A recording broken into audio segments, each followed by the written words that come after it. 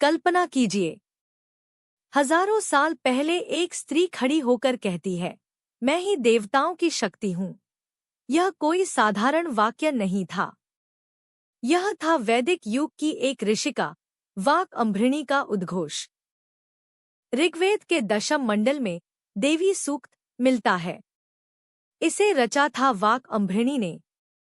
वह कोई देवी की कथा नहीं सुनाती, वह स्वयं को ही उस दैवी शक्ति के रूप में प्रस्तुत करती हैं। वे कहती हैं, मैं ही संसार को धारण करती हूँ, मैं ही देवताओं को शक्ति देती हूँ। यह आत्मबोध का चरम है, जहाँ स्त्री स्वयं को ब्रह्मा की ऊर्जा के रूप में पहचानती है।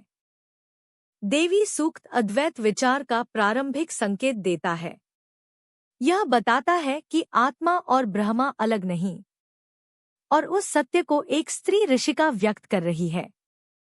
वाक अम्भृणी का अस्तित्व यह प्रमाण है कि वैदिक काल में स्त्रियां वेद पढ़ती थी, मंत्र रचती थी और आध्यात्मिक नेतृत्व करती थी।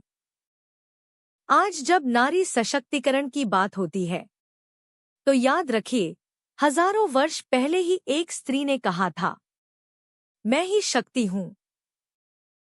वाक अम्भृणी की वाणी केवल मंत्र नहीं, एक घोषणा है कि ज्ञान, शक्ति और आत्मविश्वास का कोई लिंग नहीं होता। जब भी आप स्वयं को कमजोर समझें, देवी सूक्त की वह पंक्ति याद करें, मैं ही देवताओं की शक्ति हूँ। वाक अम्भृणी आज भी हमें यही सिखाती है, अपनी शक्ति पहचानो। इतिहास ने कई स्त्रियों के नाम दबा दिए, पर वेदों ने उन्हें अमर कर दिया। वाक अम्भृणी, एक नाम, एक शक्ति, एक प्रेरणा।